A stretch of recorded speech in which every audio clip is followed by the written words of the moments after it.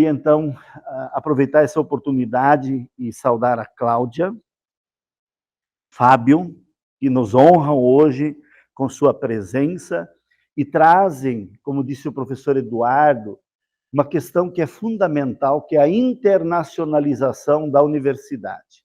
É um desafio que o MEC nos coloca, mas é também um desafio que a modernidade nos coloca, né? Dizer, a sociedade, a vida em sociedade hoje exige que nós tenhamos, né, conhecimentos não só de Torres ou da região, né, do litoral norte, aqui, ou do Rio Grande do Sul, ou do Brasil. Nós precisamos interagir, porque as ciências e as diferentes necessidades do ser humano exigem esse diálogo internacional. Então, muito obrigado pela presença, eu tenho certeza que vocês trarão, né, uma excelente reflexão sobre esse tema, e quem sabe, né, a partir dele, a gente tenha também muitas pessoas aí participando dos projetos de internacionalização. E, em quarto lugar, eu queria também ainda aproveitar para saudá-los, né, pela vida. Viver é um dom e um presente de Deus. Eu brinquei com o Fábio, disse, tem o culto de formatura, ele disse, eu vou pedir licença, logo em seguida eu vou participar do culto. Ele disse, Deus está lá. E aí o professor Fábio brincou e disse, Deus é onipresente.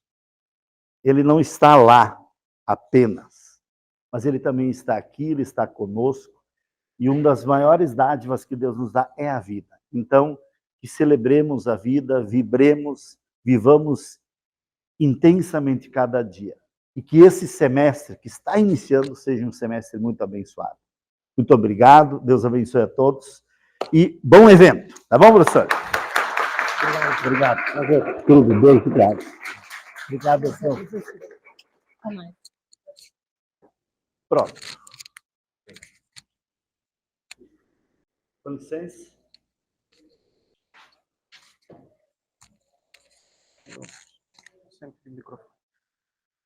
Eu vou convidar, então, nossos palestrantes para a mesa aqui, vou passar o currículo. Convido, então, para a mesa o professor Fábio Veiga, presidente do Iberujur, professor doutor em Direito Empresarial da Faculdade de Direito de Ciência Política, Universidade Lusófona, Portugal, graduação, mestrado e doutorado, foi professor adjunto convidado do Politécnico de Leiria, Portugal, professor doutor em Direito Empresarial na Universidade de Almeria, Espanha, aprovado em concurso público, foi professor vênia docente da Universidade Las Palmas de Gran Canária, na Espanha, professor do Master em Advocacia na Universidade Europeia de Madrid, é doutor em Direito Empresarial pela Universidade de Vigo e com a máxima distinção em prêmio extraordinário na tese de doutoramento. Convido também a professora Cláudia para compor a mesa. Professora Cláudia é doutoranda em Direito Privado pela Universidade de Salamanca, na Espanha, possui mestrado em Direito Empresarial pelo Centro Universitário de Curitiba, especialização em Direito Empresarial pelo Centro Universitário Ritter dos Reis, graduada em Direito pela Ritter dos Reis, também advogada, membro da OAB do Brasil e da OAB de Portugal. Convido também para a mesa a professora Patrícia, que intermediou também o contato com a gente, com os professores, para os professores poderem nos visitar aqui na universidade. De imediato, já vou passando a palavra para o professor Fábio, e aí depois nós vamos seguindo com a palestra. Professor, por favor, fique à vontade. Antes de nada, eu queria agradecer, vou colocar aqui, eu sei que isso aqui é importante para quem está online. Sabe que meus colegas lá de Portugal pediram o link, queriam assistir, mas lá já é quase meia-noite, né? Se tiver algum assistindo aí, mando saudações já para Portugal, mas queria começar cumprimentando os meus colegas de mesa, o professor Eduardo Bazanella e a professora Patrícia Martins e a professora Cláudia Gonçalves, que são as pessoas que eu tenho muita proximidade já desde... A Cláudia faz uns 3 anos, com a Patrícia uns 4, 5 anos, e o professor Eduardo desde o ano passado, quando eu estive aqui em Canoas, né, na Ubra de Canoas, e nós pudemos compartilhar uma noite como essa, né, minha segunda vez então na Ubra e a primeira vez aqui em Torres. E através desses meus colegas, quero cumprimentar vocês por terem disponibilizado um tempo, né, da vida de vocês, que nós temos um tempo muito valoroso, né, de alto valor. Sabemos que quando nós paramos para aprender alguma coisa, ou para ouvir alguém falar alguma coisa, é porque há uma certa relevância, uma expectativa. Espero não frustrar as vossas expectativas. Por isso mesmo, uma noite como essa, acho que é uma noite para nós partilharmos o que nós temos de melhor, né? Ou seja, o que tem de melhor dentro de nós, como diz ali o professor, como chama o nome do diretor? Como é o nome do diretor? Valdemar, né? Partilhar o melhor que nós temos, que é a nossa vida. E é isso que eu vim fazer. Eu estou de férias no Brasil, sou professor lá em Portugal, fui professor na Espanha, e vim de férias porque eu sou filho de uma gaúcha, né? De Juí, estava em Juí, daí viajei até Caxias e hoje estou aqui em Torres, ou seja, rodei o estado inteiro para estar com vocês. Também faço um pouco de sacrifício nas minhas férias, mas porque eu gosto muito, sei que é importante nós estarmos com quem nós temos muita afinidade. Falo um pouco disso porque vocês entenderam um pouco também do direito, mas não só do direito, um pouco também da minha história. Tem muito a ver com as minhas pesquisas, tem muito a ver com a carreira jurídica que eu fiz internacionalmente, né? A professora Patrícia me acompanha nesses últimos 5 anos, tem visto, assim, nós antes da pandemia, durante a pandemia, após a pandemia, com várias atividades acadêmicas internacionais, né? Explicando um pouco da minha formação, né? Dentro da minha formação, eu estudei Direito Empresarial, né? Graduação no Brasil, depois fiz mestrado em Portugal e doutorado na Espanha. E estou num segundo doutorado também na Espanha. Por que eu escolhi primeiro o Direito Empresarial, né? Meu primeiro objetivo era fazer um mestrado científico, né? Aprender técnicas mais aprofundadas num problema que eu queria me aprofundar em direito privado empresarial, e depois fiz doutorado com bolsa da CAPES, né, bolsa brasileira, para morar fora do país. E isso me permitiu ter acesso às melhores bibliotecas que eu acho que está em língua portuguesa e língua espanhola, né, que é o idioma que eu domino, por ser natural do Paraná, de Foz do Iguaçu, na fronteira, sempre cresci com os 2 idiomas. Então, tive acesso a essas bibliotecas em Madrid, Santiago de Compostela, Vigo, Salamanca, que é onde vem a Cláudia, Coimbra, Lisboa, Porto, ou seja, várias universidades. Num raio de 500 quilômetros, eu tinha acesso a várias universidades com bibliotecas com acervo, né, muito rico, né? Então, esse acesso, né, e graças à CAPES também, por ter me patrocinado como pesquisador, me permitiram pesquisar alguns temas que eu gosto bastante, né? Um dos temas que eu tenho interesse, que não é puramente empresarial, mas ele toca direito empresarial e direitos fundamentais, é o tema, né, da nossa conversa de hoje, que é direitos humanos e empresa, né, perspectiva europeia. Quando eu comecei a estudar esse tema, há mais ou menos 10 ou 11 anos atrás, eu nunca imaginava que esse tema iria entrar dentro do Código Comercial, o Código chama as sociedades comerciais, né? Ou seja, eu nunca imaginei que um tema de direito internacional, né, direitos humanos tem muito a ver com direito internacional e direitos fundamentais, pudesse entrar dentro de um código de direito privado, que é o código em que nós, né, pessoas com dinheiro, né, vamos dar um exemplo, temos condições de fazer uma empresa e regular as nossas relações entre nós regulamos as nossas relações e saímos no mercado, né, oferecendo um produto, um serviço e para fazer investimentos. Ou bem, muito bem, mas essa matéria é uma matéria sempre foi uma matéria de caráter privado. Ou seja, quem regula somos nós temos liberdade contratual, conforme, eu não sei qual que é o número do artigo do Código Civil aqui no Brasil, que eu já até me esqueci, mas em Portugal é o 405, né, o Código Civil português, que fala que todo mundo tem liberdade para fazer acordos, né, e se regular. Né? É o princípio da liberdade contratual. E dentro disso, nunca era impensável imaginar que, por exemplo, que matérias que tivessem a ver com violações de direitos humanos, violações de direitos do meio ambiente, sustentabilidade, saúde, etc. Nunca pensei que isso pudesse ter sido incorporado num código privado, onde as pessoas fazem, né, suas relações privadas. Mas, com o passar do tempo, nós sofremos, né, de lado positivo, alterações em alguns países da União Europeia, em que se incorporaram, né, normas de proteção, principalmente das relações comerciais desses países que estão fora da União Europeia, né? Por exemplo, uma empresa europeia que abre a Ásia e depois lá viola direitos humanos, seus trabalhadores, ou meio ambiente, ou saúde, ou etc. Esses atos extraterritoriais no direito nunca foi possível nós Nunca foi possível um juiz de um país julgar um ato extraterritorial. Normalmente, né, vocês estudam direito, você deve estar no primeiro ano, segundo, terceiro, vocês vão ver que há um princípio por trás, que é o princípio da territorialidade, né, ou da jurisdição, juiz natural. Né? Ou seja, nesse princípio, só pode ser julgar atos que acontecem em um determinado território, uma jurisdição.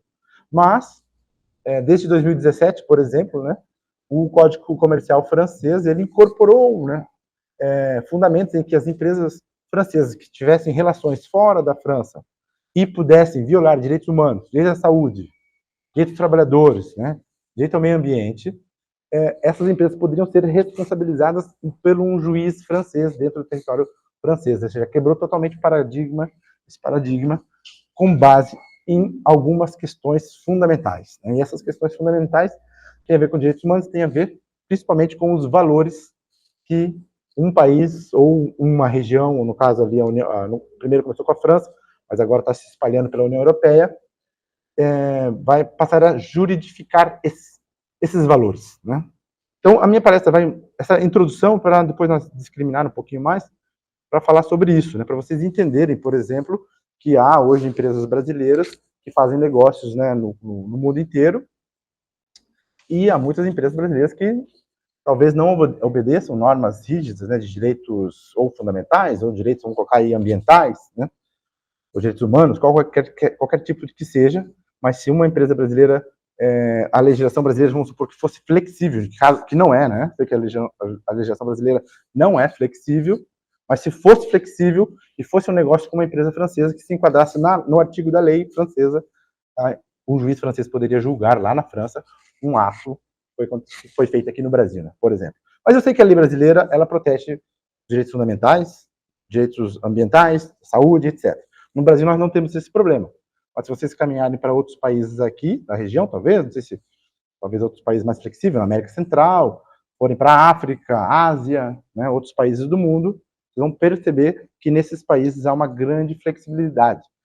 Pensem na China, né? Vocês que usam roupa da China, o meu terno aqui, né, esse paletó aqui, ele foi feito em Bangladesh, né? Bangladesh, por uma marca chamada Zara, que todo mundo deve conhecer, que é uma marca espanhola.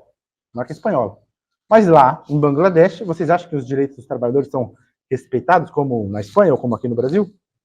Não, né? E o que acontece com esse movimento? Tem a ver com o movimento do capitalismo em geral, né? O capital, as empresas, elas se movem no mundo conforme os custos forem mais baixos. Então, se é mais baixo fazer um terno, um paletó desse, em Bangladesh, mas se for uma criança trabalhar, se for uma mulher grávida, né, se for 20 horas por dia, 16 horas por dia, pouco importa, né? Ou seja, o empresário europeu, ele pouco se importa, né? Ou qualquer empresário do mundo, vamos colocar assim, nessa perspectiva dos direitos fundamentais. Ele se importa com a relação contratual, que ele contratou uma empresa, ou ele criou uma subsidiária naquele país, essa subsidiária segue as regras locais, que são as regras que dizem pode isso, pode aquilo, não pode, e depois diz, esse produto é feito lá naquele país, mas vamos vender na Europa. Né? E quando nós vendemos na Europa aquele produto, quem é o consumidor é o europeu, que está pagando, e às vezes o consumidor europeu pode ser um consumidor que come comida vegana, né? Não compra produto que a madeira não está tratada, etc. Mas aí, olha a lógica que está por trás, a lógica dos valores.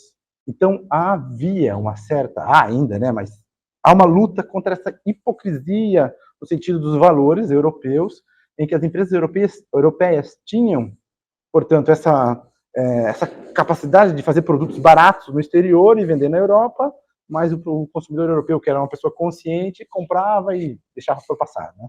Mas hoje, a partir de 2017, a França foi o primeiro país a implementar uma lei, né, de proteção dos direitos humanos dentro do Código Comercial francês. Aí, em 2021, a Alemanha também fez o mesmo. Tanto tem a ver com direitos humanos, tem a ver com meio ambiente, né, com questões sociais.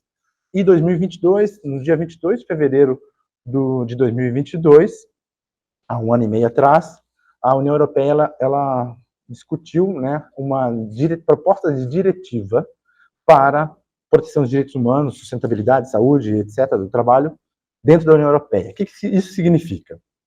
Vou tentar ser objetivo, depois vocês podem fazer as perguntas se vocês quiserem, e aí eu respondo, né, nas perguntas. Eu tenho aqui os slides, mas eu não vou passar tudo para vocês. Até o professor pode passar depois, o professor Eduardo, né? Os slides tem aqui, só para mostrar para vocês, mas depois ele pode passar esses slides aqui, tem aqui as questões que envolvem risco, etc., direitos humanos, né? Tudo que eu estou falando para vocês aqui, normas voluntárias, e aqui é aqui tem meu currículo, né? Aqui tem a diretiva. Essa proposta de diretiva, né, do ano 2022, o que significa?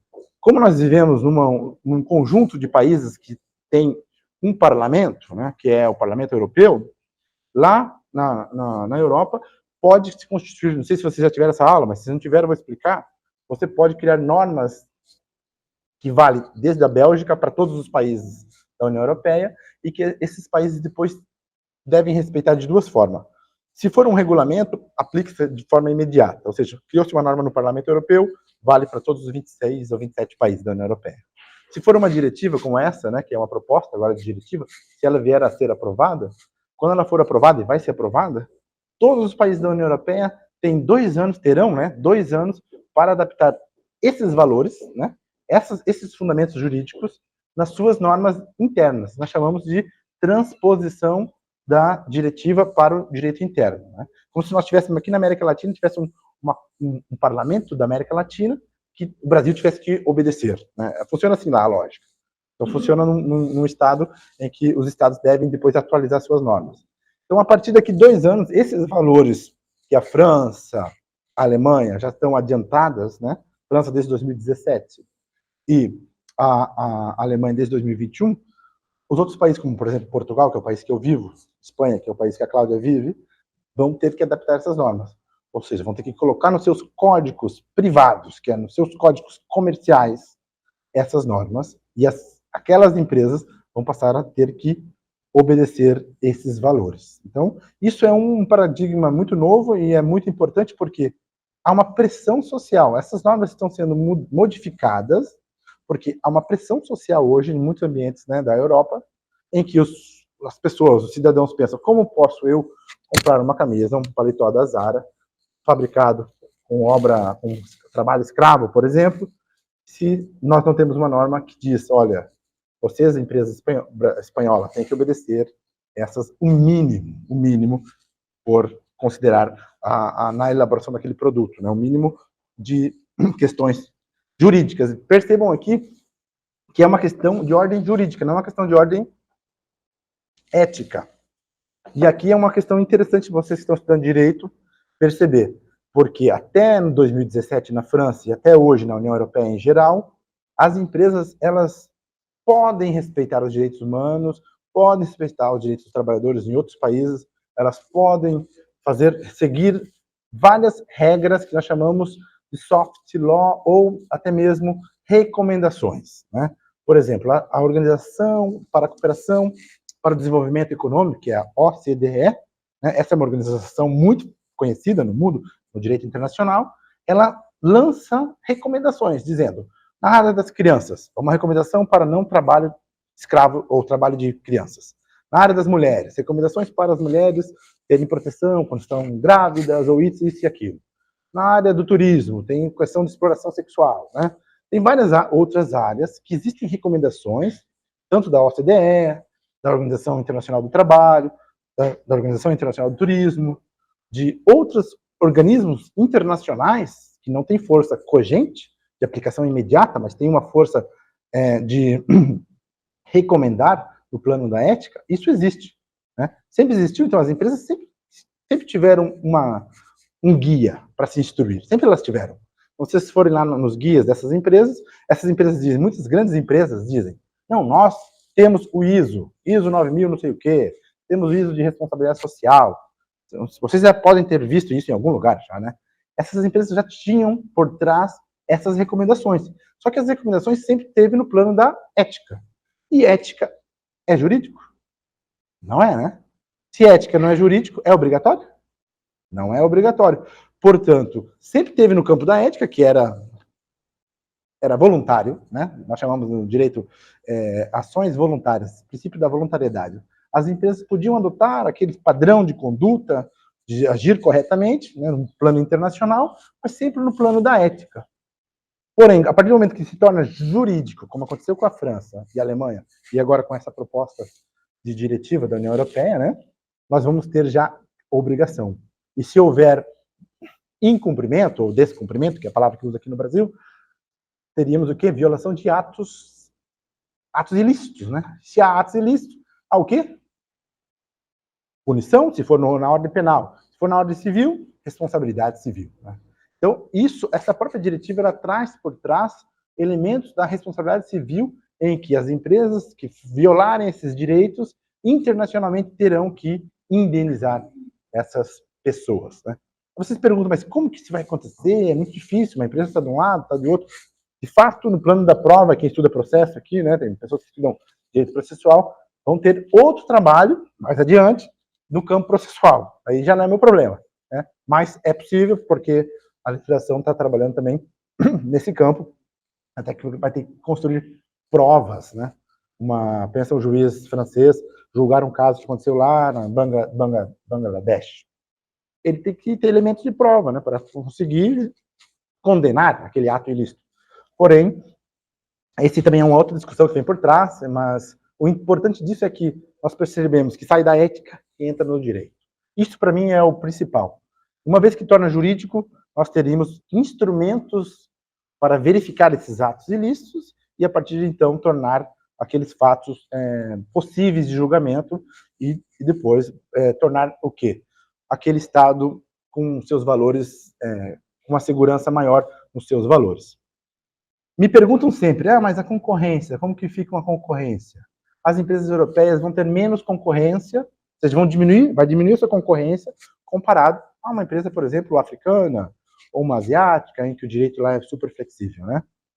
De fato é assim, o legislador europeu sabe disso, né? Só que há uma crença muito forte por trás, em que acredita-se que quando nós temos empresas e um sistema econômico que o direito, ele coloca o valor da vida humana em primeiro lugar, né? Nós teríamos um sistema com muito mais garantias, mais proteção. As empresas que têm uma capacidade de longo prazo, que nós chamamos investimento a longo prazo, elas vão ficar onde há o sistema mais seguro, o sistema jurídico mais seguro. E é uma das questões que a União Europeia acredita, né? Pois bem, essa aqui é a minha pequena palestra, que eu vou falar sobre esse tema, que eu falei para vocês sobre esse tema, que eu fico também à disposição de vocês, porque eu quero deixar também um pouco de tempo para nós conversarmos depois da palestra da professora Cláudia, eu estou à disposição. Não sei se vamos falar sobre Iberojur depois da Cláudia, ou depois vamos falar depois da Cláudia, é melhor. Vamos, né?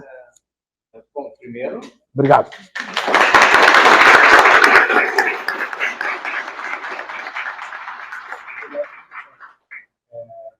A gente acabou não combinando, eu acho que nós abrimos a fala da professora Cláudia e depois nós fazemos perguntas mais gerais aos dois professores e também sobre Iberojur. Pode ser? Pode ser, é melhor. Não sei se você recebeu o meu PowerPoint. Acho que está bem. Obrigada.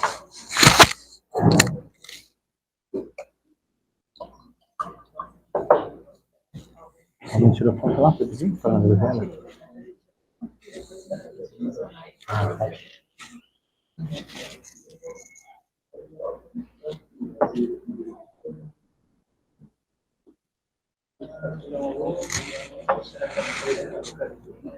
Eu não sei se posso perguntar. Acho que dá. Modo da apresentação. Eu não parei, né? Eu sempre fico esperto com o tempo, olha. Já são 8 horas. Cronometrou, né? Ok. Ai, que coisa mais chique. Vamos ver. Bem ou não bem? Muito bem. Muito bem.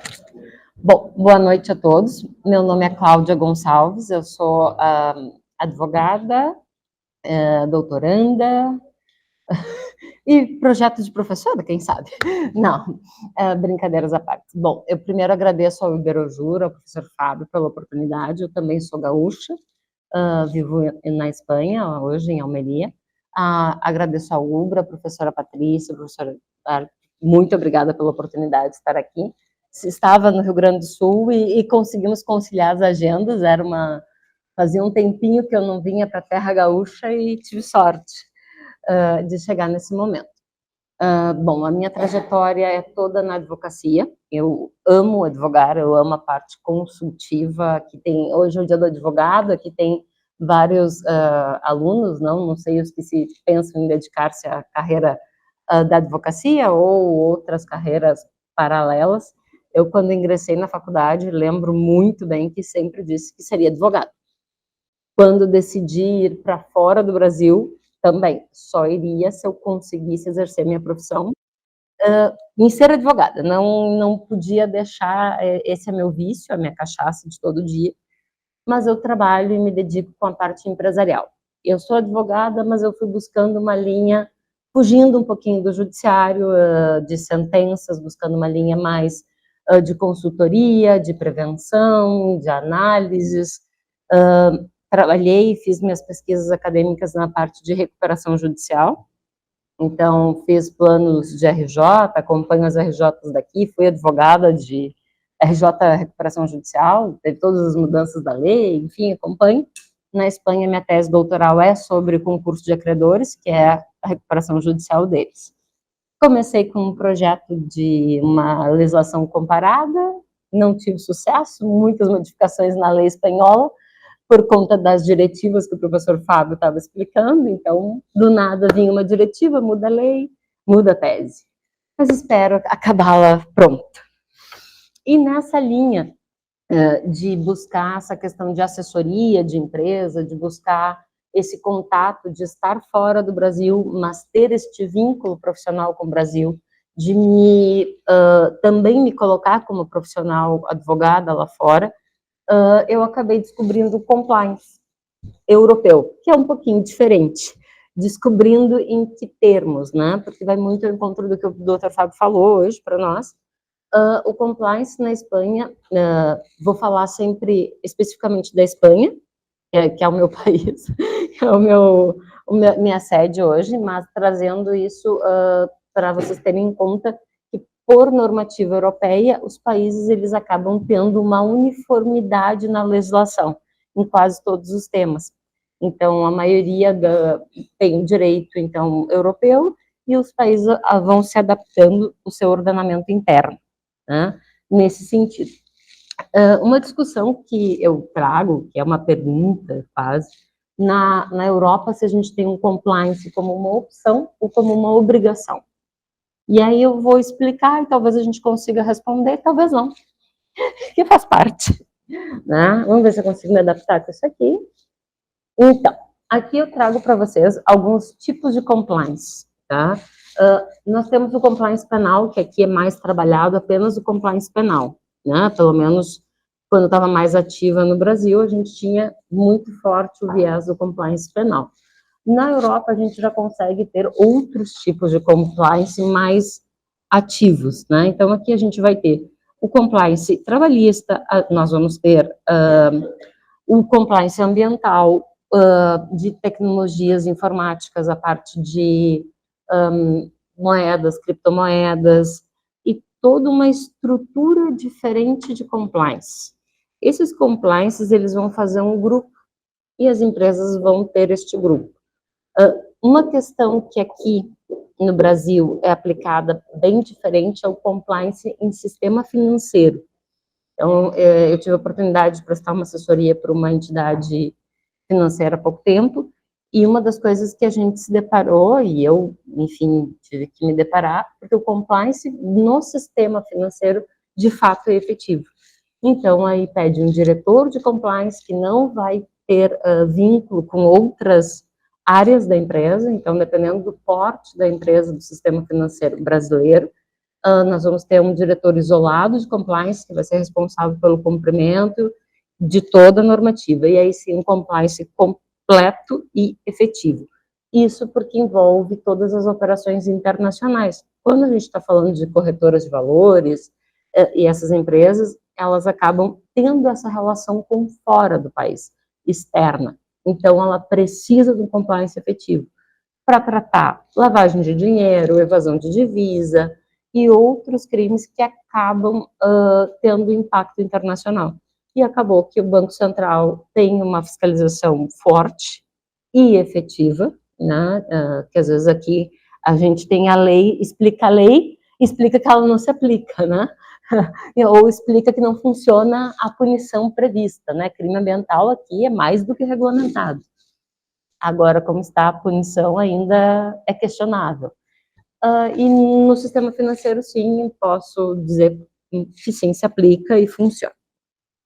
O que acontece? Então, com essa figura desses vários compliance, a gente tem a figura do compliance officer. E ele vai ser o cara que vai fazer tudo. Então, ele vai analisar os riscos, ele vai implementar o programa de cumprimento, vai gerir toda a informação recebida, ele vai ser um agente responsável para criar esse sistema. O sistema de compliance, ele vai ser criado dentro de que o professor Fábio estava falando, da ética, né? Porque a gente fala de compliance e não sabe muito bem. Acho que tem gente aqui que não está mais no início na carreira do direito, né? A empresa tal tem compliance, a empresa tal não sei o quê. Mas o que é o compliance, né? Onde é que está a lei do compliance? Pois não tem, é um conjunto de normas que começou no movimento nos Estados Unidos e que é baseado numa conduta ética esperada. Então, que as empresas passam criando esse programa desta forma. Bom, hoje, eu vou passar de seguir, nós temos o ISO do compliance, temos certificação compliance, temos cursos profissionalizantes, cursos de compliance officer, todo um mecanismo, mas às vezes a gente esquece de entender por que está ali, que às vezes é importante a gente saber. Por isso que a pergunta também, né, obrigação, necessidade, o que é esse bicho aqui que veio americanizado para nós, como sempre adoramos o enlatado americano, uma importação de leis, né? Aqui adoramos, né? Bom, aqui, enfim, essa coisa que não sabe por quê, não sabe como funciona, e que não vai funcionar no nosso sistema como está posta. Começa por aí. A gente tem que entender o nosso sistema jurídico, o nosso judiciário, e, bom, é necessário? Mas todo o sistema tem que se adequar, não basta importar a lei. É a minha visão um pouco crítica, eu sei.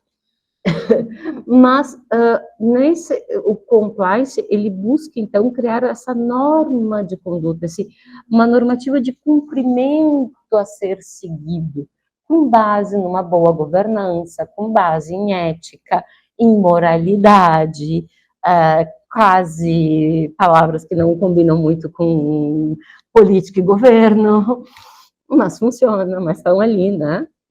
Então, a gente tem todo esse sistema que teria que funcionar, baseado na ética. A ideia, né? Como se fosse um canal. Então, com isso, o oficial de compliance, ele tem que ter uma autonomia plena.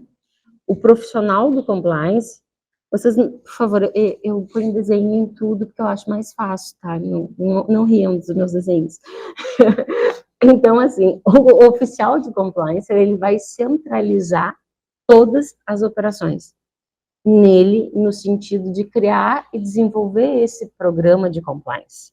Ele tem que ser independente, ele não pode estar sujeito à normativa do vendedor, por exemplo, que diz que tem que cumprir um prazo ou fechar um preço, quando isso vai gerar um prejuízo, ou vai gerar uma sonegação fiscal, ou outra situação.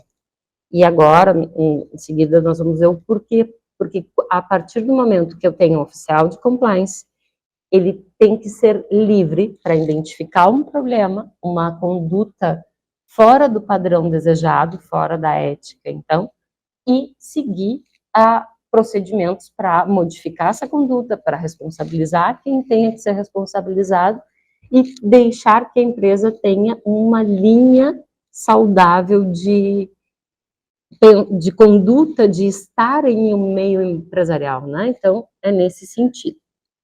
Aí, sim, a pessoa tem... Aqui. Então, na Espanha, hoje, nós temos uma normativa da fiscalia, do governo fiscal de 16, e temos uma nova norma ISO, e temos uma outra ISO espanhola, temos uma ISO, uma normativa ISO internacional, que vai certificar a cultura do compliance, temos uma ISO espanhola, que é uma cópia da normativa, tá? Muda pequenas coisas, e temos depois o compliance da gestão penal, e daí ele diferencia um pouquinho por outras questões. Aqui, por exemplo, eu trouxe para vocês um certificado do Real Madrid, né? O pessoal gosta de futebol, eu vou falar de 2 casos de futebol, para dar 2 exemplos, que é o Real Madrid e o Barcelona. Na Espanha são times, os 2 maiores times, e aqui o pessoal todos acompanha, porque temos muitos jogadores nossos por lá, né? Então, a agência AENOR é uma agência que faz o certificado do compliance penal. Você implementou, como advogado, como compliance, todo o sistema de compliance, a normativa, o manual do compliance, os canais de denúncia, todo um aparato de sistema para o trabalhador fazer denúncia, para o fornecedor direto, indireto, ok, tudo ok. Então, você busca a certificação, né? Se você vai atuar com isso. Então, você tem a auditoria de certificação. Essa certificação é isolada, essa empresa ou uma empresa certificadora. Essa empresa vai fazer toda a análise, vai verificar os canais, vai verificar se tem o canal de denúncia adequado para casos dos trabalhadores, para casos de assédio, para toda essa questão, todo tipo de questão. Se tu tem um compliance completo, tu vai ter desde a questão do teu fornecedor, porque tu também vai ter casos, e aí que eu vou chegar no final, quase no final, que a empresa vai começar, dentro desse cerco da União Europeia, a ser quem tem compliance, busca relacionar-se com quem tem compliance. Então, começa um canal, uma cultura de mudança de mentalidade, de negócios, de buscar um bom fazer empresarial, uma atenção empresarial nesse sentido. Por isso que vem o compliance vem nesta ideia, né, de mudar um pouquinho a questão cultural no meio empresarial. Tem aquela pecha, o empresário só quer ganhar dinheiro, só quer explorar todo mundo, e isso, mas também tem um lado do empresário, né? Eu, como advogada da empresa, sempre gosto de falar dos dois. E aí tem aquela questão do empresário que está enforcado num sistema, montou uma empresa e não consegue desenvolver. Então, o compliance ele vai acabar a largo prazo, né? É uma mudança cultural, não é coisa de um dia. Dando essa pequena estrutura, essa pequena organização, para que as empresas tenham essa linha, então a própria concorrência vai estar equilibrada. Porque se eu faço tudo de acordo, pago os impostos que me correspondem, e o meu colega não, eu estou com a minha concorrência afetada, né? Então, a partir que todos estão, a gente tem um equilíbrio de novo do próprio sistema. E aqui, não, eu não passei para vocês aqui. Bom, aqui era isso. E aqui tem o caso do Neymar, o nosso famoso jogador, para dar um exemplo para vocês. Então, o Neymar, quando jogou no Barcelona, esqueceu de declarar alguns pilas gaúchos que ele ganhou, ou pilas europeus, movimentando isso de um modo não legalizado dentro da normativa europeia, de trazer o dinheiro para o Brasil, para enviar para onde ele deveria enviar, fazer a declaração espanhola de imposto de renda e tudo isso, e movimentar o dinheiro. E ele foi pego pela Fazenda, pela Fiscalia, pelo Ministério Público, que a Fiscalia é coisas que... pelo Ministério Público. E teve todo um processo que se desenvolveu do Neymar, que era contra o Neymar, e o Barcelona, o clube, foi, como se poderia dizer, litisconsórcio da ação do Neymar. O resultado disso foi que eles encontraram, esse é o programa do organograma do compliance do Barcelona mesmo, tá? Isso está disponível na internet, enfim, para quem quiser estudar compliance. Então, eles encontraram que teve uma falha da área de compliance ao informar os rendimentos do Neymar e como fazer as retenções e tudo isso. O que que isso resulta? Isso resulta numa multa de 5 milhões e um pouquinho, que depois eu vou passar aqui. Um caso que foi de outra forma, é um caso da Repsol. A Repsol é um posto de gasolina, uma marca, uma bandeira lá, como se fosse uma Shell aqui, e o Citibank, que também foram julgados por crimes também dessa mesma linha, e os dois foram absolvidos porque tiveram compliance efetivo, demonstrado. Então, no meio do processo, eles demonstraram que o programa de compliance deles tinha cumprido a sua função e detectado, ofertava os canais de denúncia e ofertava todas as possibilidades, e então eles foram absolvidos no tribunal. E aí voltamos, né? Então, será que o compliance ainda é uma opção ou é quase uma obrigação quando eu trato de uma empresa em solo europeu? Eu passo a realmente ter benefícios e por cumprir uma normativa que não é uma lei propriamente dita, não? Por ter um código adequado de conduta, quando eu estou exposta e, enfim, posso demonstrar que a minha responsabilidade foi feita com êxito e sou absolvida dentro de um processo, eu acho que a maior demonstração que nós podemos ter é um compliance efetivo, claro, dentro de um sistema de ordenamento eficaz, vai me dar um resultado favorável. Isso em termos de investimento, que é necessário para um compliance, isso em termos de pessoas que se envolvem, de canais, isso tem custo, obviamente, e o empresário sempre analisa o custo, mas tudo isso acaba dando algum resultado, né, em casos de risco. Esse é um dos objetivos. Aqui eu trouxe para vocês as possíveis condenações. Obrigada. Sim, muito bom. A pessoa vê uma tela e acha que está ligada as duas telas, tá? Vocês desculpem. As condenações possíveis. Então, a gente tem a multa, são astronômicas, dependendo dos casos. Temos a penalidade de dissolução da pessoa jurídica, de suspensão das atividades, de fechamentos de estabelecimentos e proibição de atividades no futuro, inabilitação de subvenções e ajudas públicas, que são financiamentos do governo. Está tudo em espanhol, porque é a normativa do compliance penal espanhol. Pode passar, por favor. E aqui eu trouxe um caso, algumas sentenças de crimes ambientais na Espanha, para que a gente... Aquelas eram as nossas penalidades. E aí a pergunta, e elas acontecem? Pois sim, na Espanha acontece. Se vocês verificarem, aqui tem uma setinha ali, ela foi uma empresa que ela foi por crime ambiental, ela foi condenada a 360 milhões de euros, e suspensão das atividades por 2 anos. Essa aqui é uma delas. Se nós pegarmos a de baixo, foram 2.100 euros e fechamento do local. Tá ali em negrito também. Fechamento, esse aqui foi encerradas as atividades por crime ambiental. Bom, não tinham mecanismos de compliance, não tinham medidas e foram condenadas, tá? No outra lâmina, eu trago aqui por delitos de crimes financeiros. Pode passar outra, Fábio, por favor. Perdão. Esse aqui, tá tão, mas enfim. Aqui são crimes de sonegação fiscal, crimes contra a fazenda pública, vamos dizer assim.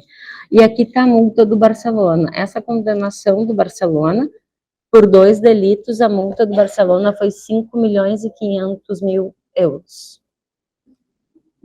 E pagou. Não, que às vezes, quando explica direito brasileiro, tem que explicar esses detalhes, né? Foi condenado e pagou.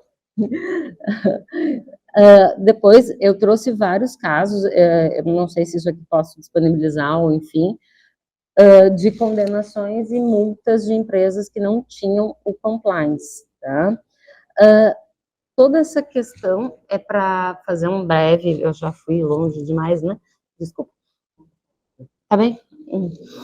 Tudo isso eu quero mostrar para vocês também que não é só a parte acadêmica. Aqui nós temos um outro mercado profissional. E aí me pergunta, tá, mas eu não estou na Europa, a professora está na Europa. Sim, mas você está no Brasil. Empresa brasileira faz importação e exportação com a comunidade europeia incontavelmente. O número de empresas que tem essa relação. Então, as empresas brasileiras, para seguir tendo esse contato e aprimorando esses negócios, vão necessitar se adequar minimamente a essa conduta. Porque se você vai fazer contrato hoje com uma empresa europeia, dependendo do tipo de empresa, do porte, ela vai pedir minimamente que você tenha um sistema de compliance funcionando, porque ela, pela responsabilidade dela, quer estar de acordo com isso. E daqui a pouco você está numa concorrência entre dois contratos, uma empresa tem compliance e a outra não, eles vão negociar com a que tem compliance. Então, isso é um mercado de trabalho que pode ser explorado por meio de parcerias, por meio de contatos, por meio de negócios, estruturando isso e também trazendo essa cultura para a legislação brasileira. Vai demorar muito para mudar, mas a partir do momento que as empresas encontrarem um segmento que tenham que se adequar, que tenham que, exporta, importa, enfim, e que ela vai começar a se adequar, as outras também no entorno vão gerando essa conduta. E aí acaba sendo vantajoso fazer o que é certo, porque hoje no Brasil a nossa cultura é que é vantajoso fazer o jeitinho. Né? Então, é uma linha que eu particularmente, né, claro, adoro, que eu gosto, porque eu trabalho aqui com análise, com prevenção, com a parte de consultoria. Aqui tem todo um mercado que nós não dependemos de juízes e do judiciário. Eu particularmente não, cada vez tenho mais trauma do judiciário, a lentidão, as sentenças sem pensar, sem ler os resumos. Quem está na luta aí, eu vou sempre por uma linha de negociação, de mediação. Eu acabo trabalhando em negociação. Eu contrato com o cliente para negociar. Depois do processo, eu acho outro. Eu não vou estar dando bens para juiz todo dia. Então, mas, enfim, isso vai nos dando outras perspectivas também dentro da área do direito, trazendo outros profissionais e alavancando aí um mercado que vai ter que ser explorado, porque cada vez o compliance está mais forte, mais intenso. Isso eu falei Espanha, mas isso é Europa. E Brasil cada vez mais negocia com a Europa. Agora, outro caminho que vem, estamos aí cerca de ter um acordo não no Mercosul, União Europeia. Essa porta vai abrir um mercado maravilhoso para quem quiser explorar relações e contatos internacionais, porque hoje nós somos sobretaxados na exportação para a União Europeia na maioria dos produtos.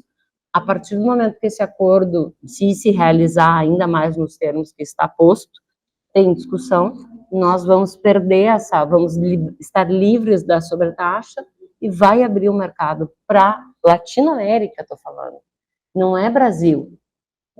Então, vai abrir esse mercado e vai abrir esse mercado para a Europa. E é um caminho para pensar, para estudar, para ser percorrido por todos nós aqui. E buscando essa conduta, e o compliance vai ser um diferencial para as empresas brasileiras que vão buscar essa portinha na Europa. Eu deixo o meu contato para vocês. Agradeço muitíssimo pela paciência de me escutarem numa sexta-noite. Estou à disposição.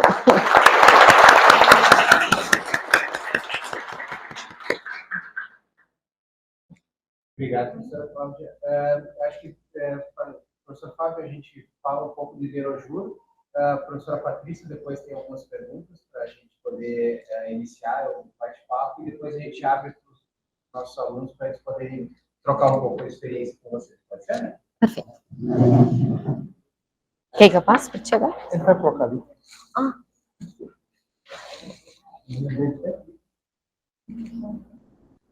Microfone. Ah, não falei isso Não, seguiu bem.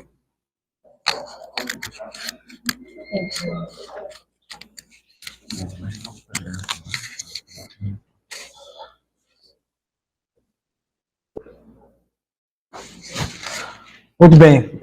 Antes de nós irmos para as perguntas, eu queria falar um pouco sobre o Iberojur, né? Que é o instituto que eu sou presidente, fundador. Desde 2000, eu faço projetos acadêmicos desde 2014, meu penúltimo ano de doutorado, e desde 2017 eu fundei o Iberojur em Portugal para fazer internacionalização acadêmica, científica, né? Que era o propósito primeiro que eu tive quanto pesquisador na Europa. Porque era muito difícil nós entrarmos nas universidades lá, né? Entrarmos com capacidade técnica, com bastante relacionamento com os professores, ter acesso a um conjunto de projetos que só como aluno você não tem, né? Então o Iberojur ele foi criado com uma mentalidade para nós sermos mais parecidos do que eles, né? Parecido com eles, com os europeus, porque a América Latina, como diz aqui minha colega Cláudia, às vezes a gente sai em desvantagem, né, comparado à Europa. Mas eu sempre acreditei no potencial brasileiro, sempre acreditei muito nas nossas capacidades, nos bancos universitários do Brasil, e muito também no poder de ultrapassar barreiras, né, do brasileiro em geral, né? Todo o Brasil, tem viajado o Brasil inteiro, de norte a sul do Brasil. Por exemplo, há um mês atrás estava no Pará, Belém do Pará, estou aqui hoje no Rio Grande do Sul, né? Estamos bem longe, e no meio disso estive na França, Espanha e Portugal, antes de vir para cá. Mas acredito muito na capacidade técnica do Brasil, né? Do brasileiro e do Brasil, das nossas instituições. Então, quando surgiu o Iberojur, eu era pesquisador da CAPES e tinha acesso a vários outros pesquisadores brasileiros que viviam na Europa, Inglaterra, Espanha, Alemanha, França, Itália, Portugal, e eu pude ir até esses pesquisadores e falar para eles que nós tínhamos que nos unir para fazer alguma coisa, né? Não tinha, na época, eu não sabia muito bem onde eu ia chegar, mas sabia que nós tínhamos que fazer algo. Então, fiz um projeto, apresentei numa faculdade lá em Portugal, a Faculdade de Direito do Porto, em 2014, e aprovei um pequeno projeto de fazer um primeiro congresso jurídico de pesquisadores da língua portuguesa. Foi feito isso em 2014, aprovado em 2014 e feito em 2015, entre uma gestão e outra de 2 diretores. Porém, a partir dali, nós vimos que naquele congresso foram 130 pesquisadores. Dos 130, tinha mais ou menos uns 80 brasileiros, e uns 40, uns 30, 20 e poucos portugueses e uns 15 espanhóis, misturou, né? Também tinha de Moçambique, Angola, tem mais lá, Angola, Moçambique e talvez Guiné-Bissau, esses países que falam português. Bom, mas qual é a grande questão que eu queria falar para vocês? Como o nosso projeto cresceu muito de 2014, 2015 até agora, nós temos hoje, pelo Iberojur, protocolos com mais de 40 universidades, né? Com várias universidades de Portugal, Espanha, Alemanha, França, Itália, e isso permitiu que nós pudéssemos entrar nessas universidades e fazer cooperação direta, como nós estamos fazendo aqui. Por exemplo, agora estamos aqui nesse seminário, dando uma palestra para os estudantes dessa faculdade, através de 2 professores que vêm de fora, mas lá a gente faz isso também lá, é a mesma coisa, com os professores que estão lá, ou com os brasileiros que vão daqui para lá, e fazemos algum tipo de relação, né? Ou pode ser palestras, pode ser publicação científica, intercâmbio de alunos, né, que alunos que queiram ir de um lado para o outro, estudar daqui para lá, pesquisadores que já estão no mestrado, doutorado, que queiram ir para lá, pós-doutorado, fazer pós-doutorado, missão, né, que vocês vão fazer uma missão aqui, o ano que vem, abril do ano que vem, a Ubra vai fazer uma missão de todas as Ubras do Brasil, né, do Rio Grande do Sul do Brasil, para Portugal, e eu vou estar com vocês lá, quem quiser ir. Já falei aqui com o senhor Eduardo que hoje nós fizemos uma reunião na Ubra de Canoas, decidindo esse projeto, e aqui nós temos um objetivo nosso, né? É uma organização de matriz científica, que está em Porto, Portugal, e a nossa orientação é gerir conhecimento jurídico, né? Porque o conhecimento, se não tiver uma boa gestão por trás, ele fica espalhado, né? Nós temos que liderar o conhecimento, propor ideias novas, propor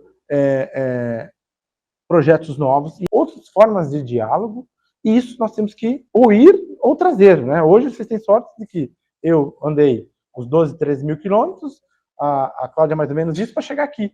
Vocês têm sorte, mas vocês também podem ir para lá, né? Ou podem ir para outros lados aqui da América Latina. Então, nós temos essa vocação, né, de fazer essa gestão do conhecimento, e com a cooperação com as universidades, os alunos e os professores podem fazer esses projetos conosco, participar de vários tipos de projetos, né? Então, nessas atividades científicas, né, nós organizamos também áreas científicas dentro do Iberojur. Temos 16 áreas científicas e temos mais ou menos 3 mil pesquisadores, e desses pesquisadores, 30% deles são doutorados, ou seja, várias pessoas que participam do nosso projeto são doutorados. Daqui a uns dias, a doutora Cláudia, né, que é doutoranda, vai ser doutorada e vai subir de 30% ali para 30, alguma coisa, né? Mais ou menos. Mas a nossa rede vai crescendo, e vai crescendo justamente nessa cooperação. Por que eu coloquei isso aqui? Porque isso está no nosso site. Se você entrar no site do Iberojur, vocês vão ver lá o compromisso que nós temos com a excelência, né? Temos profissionais que participam da nossa área, promovemos atividades de pesquisa, né, investigação, com resultados, impacto, publicações, etc. Aqui são alguns dos países que a gente passou, né? Só na Europa, né? Portugal, Espanha, França, Inglaterra, Alemanha, Itália e Polônia, sem contar na América Latina, que é Brasil, Uruguai, Argentina, Chile, Peru, México e Colômbia, são os nossos parceiros mais fortes, né, que participam conosco aqui na América Latina. O nosso instituto, né, organiza então grupos de pesquisa. Esse aqui, não sei se vocês têm aqui grupos de pesquisa de iniciação científica, tem? Então, as pessoas que estão na iniciação científica também podem, através dos professores, participar dos nossos projetos, porque quando a gente faz um congresso jurídico em que há temas, proposições de temas para apresentar, né, um tema, dou um exemplo. Esse mês de setembro temos 2 congressos em Portugal, e um deles se chama Legaltech, que tem a ver com direito e tecnologia, e outro se chama Congresso de Cidadania, Valores e Direito. Entra tudo que é de direito, entra coisas que também não é do direito, sociologia, relações internacionais, antropologia, outras matérias da educação. E os estudantes que estão estudando esses temas, vocês estão em grupos de pesquisa, debatendo aqui, podem propor um resumo, né, e submeter com um professor. Normalmente tem que ir um professor junto, quem é estudante, e apresentar num congresso internacional, né? Além de vocês terem essa experiência de apresentar um trabalho num congresso internacional, vocês terão um currículo adicional, né, diferenciado para tudo que vocês vierem a fazer na vida de vocês, tudo. Eu dou exemplo de tudo, até uma entrevista de trabalho.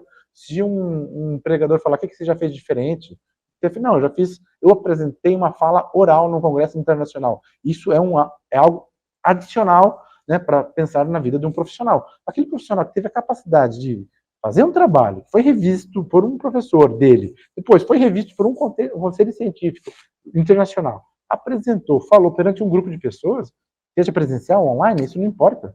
Esse é um profissional que nós podemos contratar, né?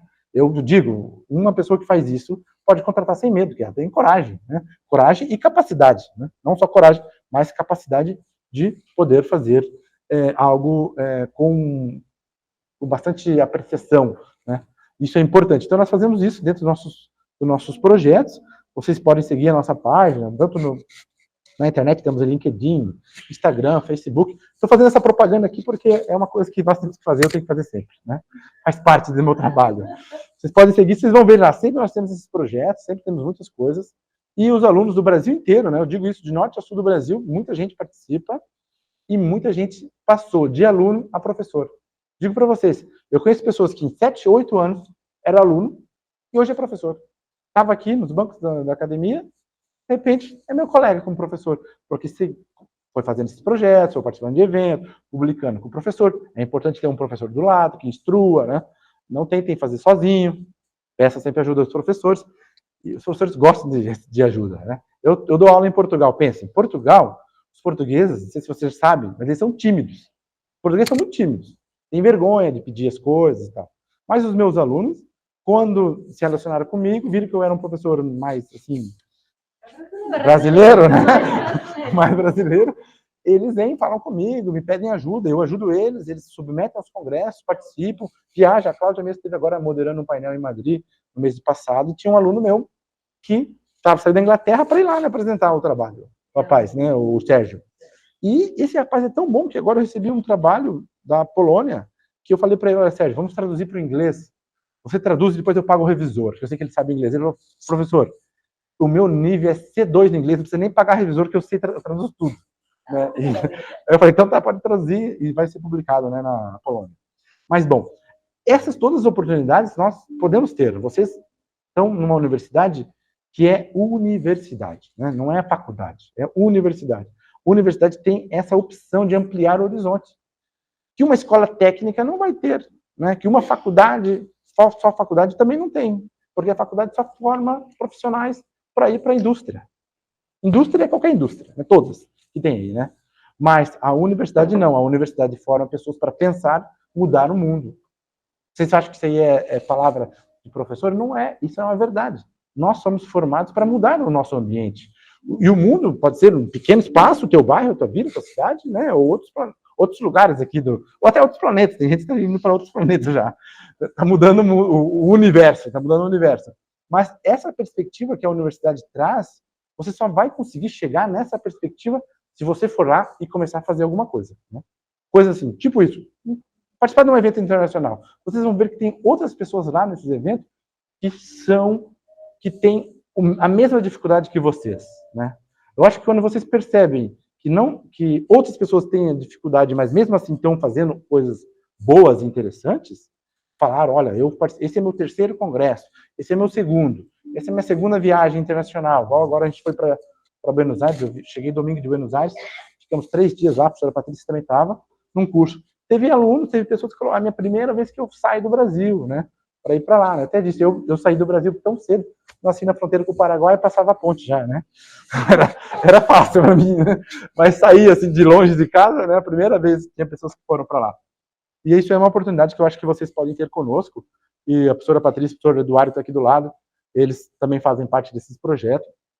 E a gente busca, então, portanto, esse tipo de formação, né? De alto nível. Quando é alto nível, é o nível que vocês estão, mas de uma forma alta. Né?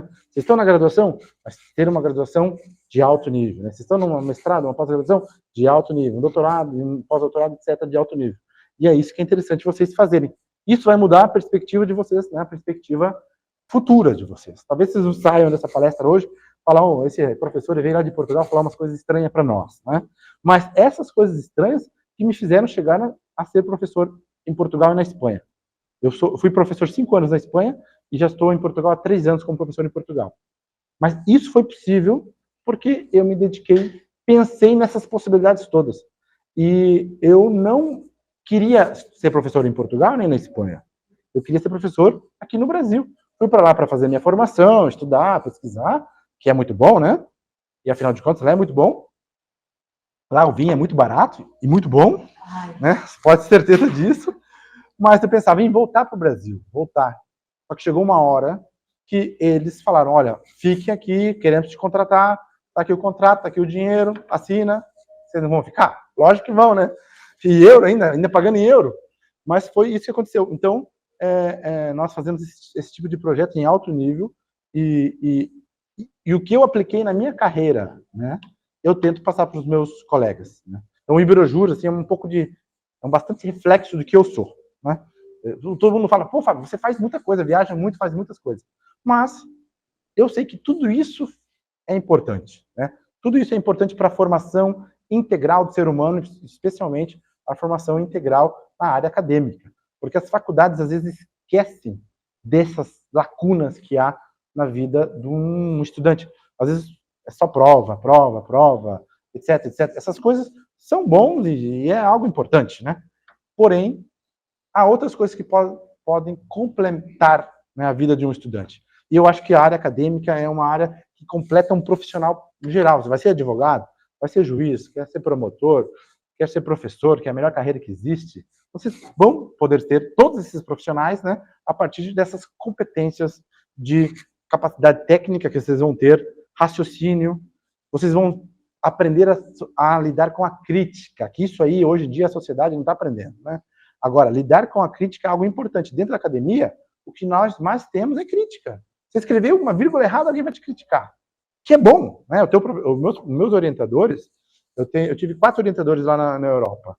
2 deles estão no Supremo, de Portugal. Eles escreviam, falavam da minha vírgula. Olha, essa vírgula aqui, botavam um vermelhinho. Ah, a forma que você escreve, você tem que ter mais personalidade, Fábio. Ou seja, eles falavam de tudo para mim. Só que eu nunca levei essas críticas como negativo, sempre levei como algo bom, que estava me instruindo. Ou seja, o professor, se ele viu uma vírgula errada, ele parou a vida dele para ver aquela vírgula. Então, é importante, né? Ou seja, ele parou para ver a vírgula, porque outros professores passam por cima e vai embora, né? Então, aquele que parava para ver a vírgula, esse eu dava valor. De fato, isso fez com que eu me dedicasse muito, né? Eu fiz uma tese de mestrado, uma dissertação de mestrado, mais ou menos, de 3.200 horas de biblioteca, né? Horas de biblioteca. 3.200 horas de biblioteca. Tinha dias que eu passava uma semana, não saía uma página. Mas tinha dias que eu passava 2 dias, 3 dias, 10 páginas, né? Conforme a tua insistência ali, né? E você vai vendo muitas coisas, você vai crescendo com isso. Então, esse ambiente de frequentar a biblioteca, ter bons professores, ter possibilidade de participar de alguns projetos desses, submeter um resumo, ir num congresso, ir numa viagem, fazer alguma coisa. Eu sei que isso aí tudo demanda um esforço muito grande nosso, né? Mas se você tiver uma chance, uma só, façam, né? Só uma. Não precisa ter muitas, mas se tiver só uma, vocês vão lá e façam. Vocês vão ver o que acontece com vocês daqui a uns aninhos. Talvez vocês estarão aqui no meu lugar falando para outras pessoas, né?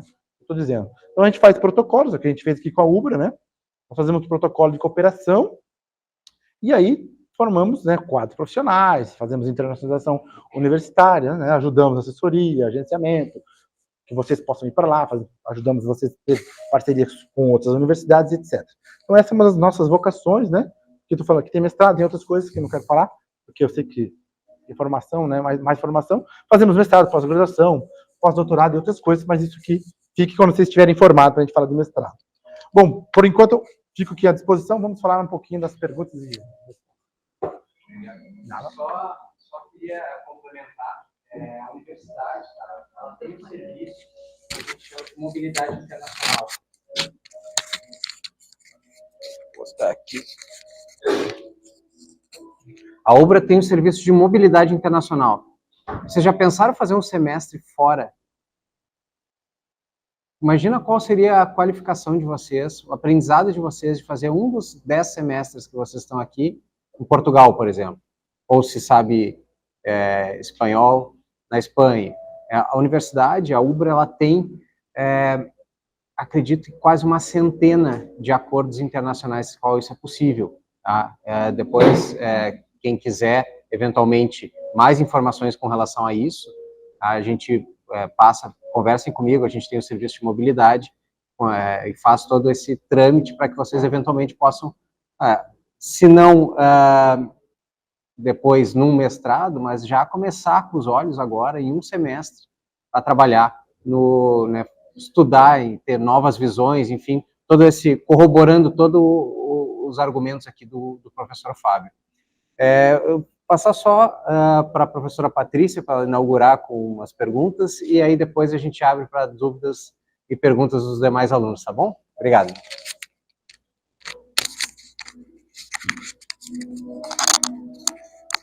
Pronto, devidamente microfonada. Boa noite a todos.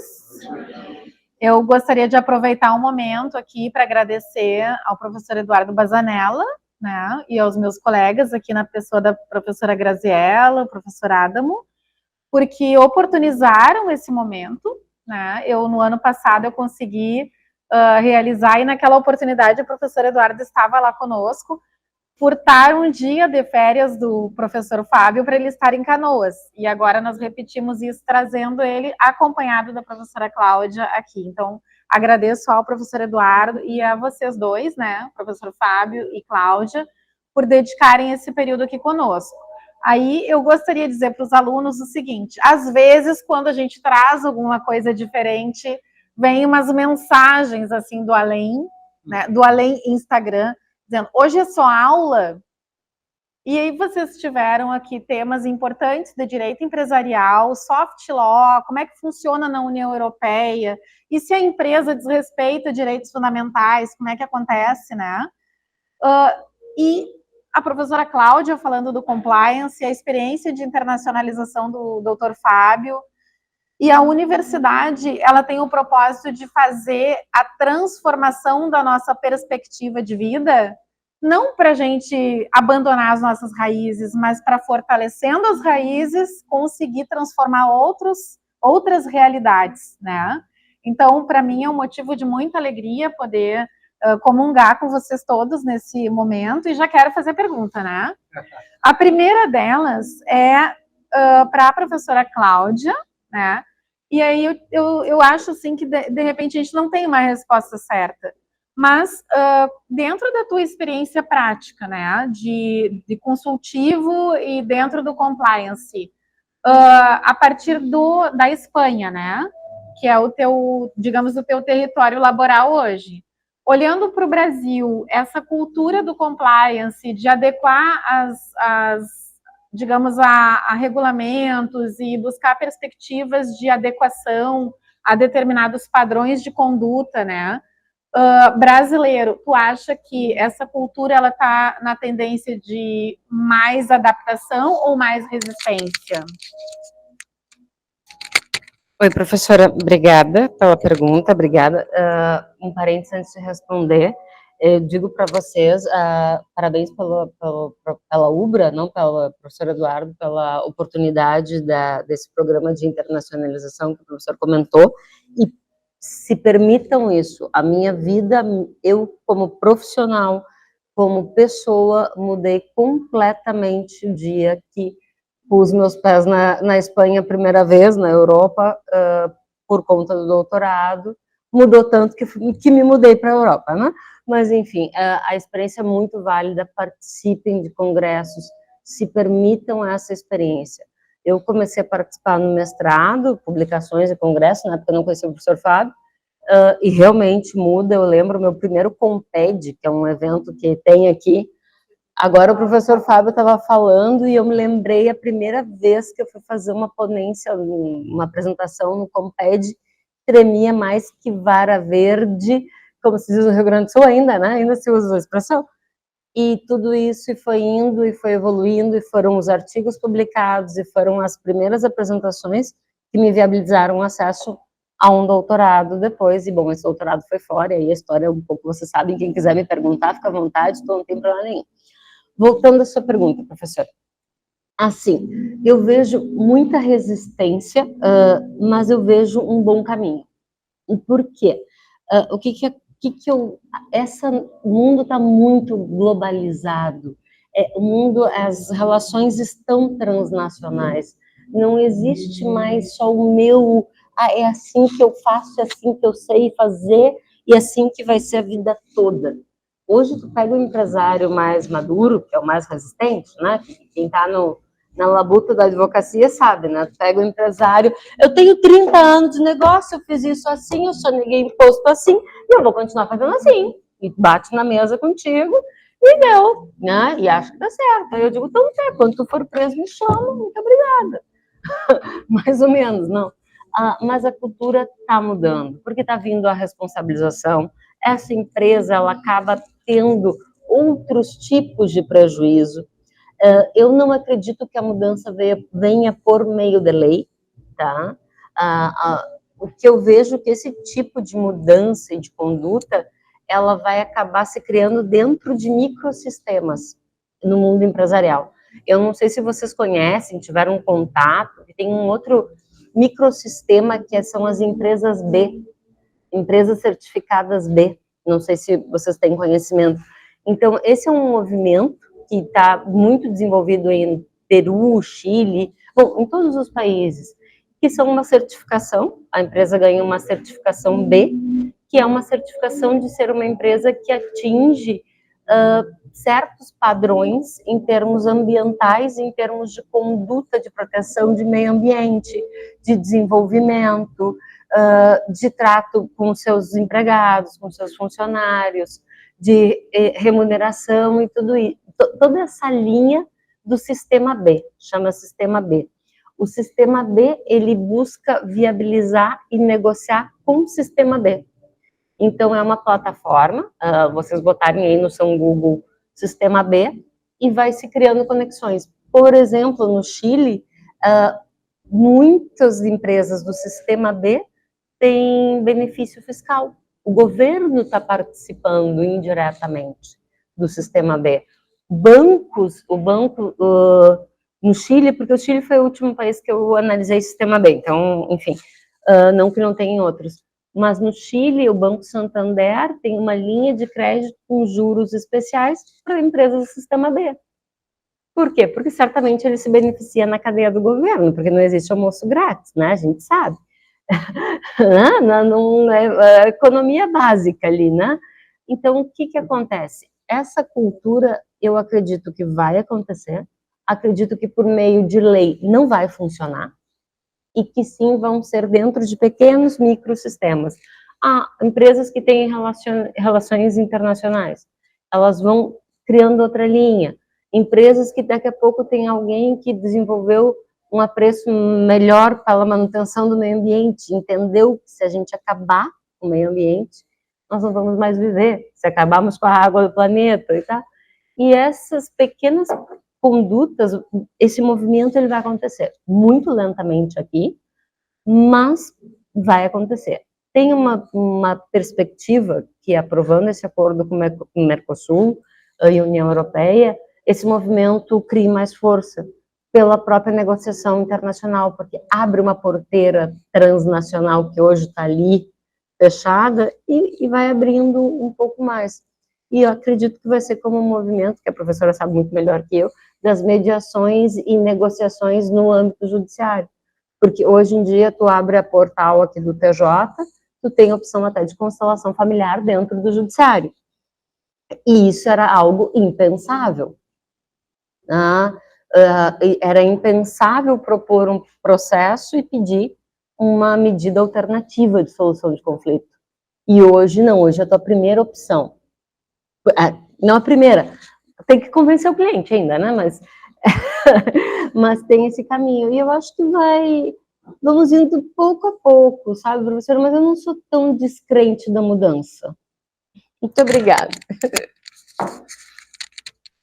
Eu, antes de colar o microfone aqui, né, porque as pessoas precisam depois assistir e entender o que a gente fala, eu acho, professor Eduardo, que eu vou me abster de explorar o Fábio para oportunizar os alunos que têm interesse também na questão dessa experiência de internacionalização, ou que queiram perguntar sobre a palestra que ele deu inicialmente.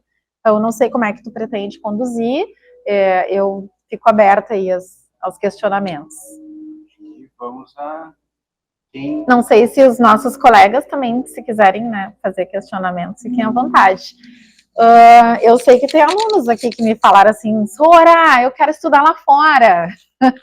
Então já comecem aí com os questionamentos, porque é o momento da gente também tirar as dúvidas, saber como é que é, qual é a maior dificuldade, né? Isso. Vocês não vão precisar pagar para fazer pergunta. É isso que ela quer dizer. Ou eventualmente, acho que enquanto é evento online a gente pode encerrar. Sim. Até para a gente manter, finalizar aqui a parte do evento, a parte de conteúdo. Vem para a Ubra. Faça o curso de Direito na Ubra Torres, universidade com conceito máximo no MEC.